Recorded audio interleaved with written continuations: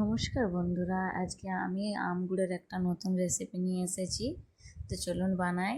আমি আমগুলো আগে থেকে কেটে রেখেছি। এবার আমি বাটির মধ্যে একটা জল গরম হতে দিয়ে দিয়েছি একটু।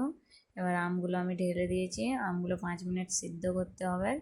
এই যে দেখুন, আমি আমগুলো 5 মিনিট সিদ্ধ হতে দিয়েছিলাম। এরকম সফট হতে হবে কিন্তু আচারটা বানানোর জন্য। তো আমার আম সিদ্ধ হয়ে গেছে। এবার আমি জলটাকে আলাদা করে দেবো, তার জন্য আমগুলো ছেঁকে নিচ্ছি। এবার আমি কড়াই বসিয়ে দিচ্ছি। কড়াইয়ের মধ্যে 1 চামচ ঘি দিচ্ছি, হাফ চামচ মৌরি দিয়ে দেবো। এবার আমি আমগুলো কড়াইয়ের মধ্যে দিয়ে দিচ্ছি। আমগুলো এবার ভেজে নেবো 2-3 মিনিট। আবার আমি স্বাদ মতো লবণ দিয়ে দিচ্ছি, একটুখানি হলুদ গুঁড়ো দিয়ে দিচ্ছি। আবারও আমি 2-3 মিনিট ভেজে নেবো। এবার ভাজা হয়ে গেল। এবার আমি আমটাকে তুলে রেখে নিচ্ছি।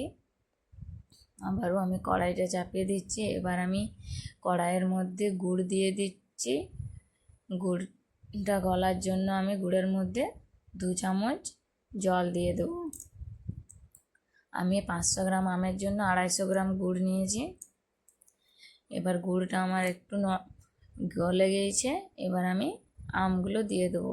আমগুলো দেওয়ার পর আমি 15 মিনিট মধ্যে গুড়ের মধ্যে আবার আমি আমটাকে সিদ্ধ করব। তার জন্যে মাঝে মধ্যে আমি একবার করে নাড়াচাড়া করছি, যাতে গুড়টা নিচে না বসে যায়। দেখুন, এবার আমার প্রায় আম গুড়ের আচারটা হয়ে এসেছে।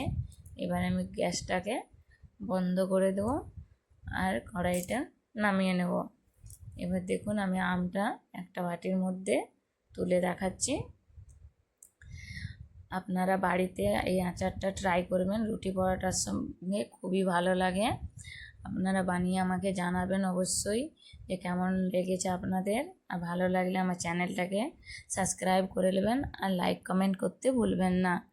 এখনকার মতন টাটা, দেখা হচ্ছে আমাদের আবার নেক্সট ভিডিওতে।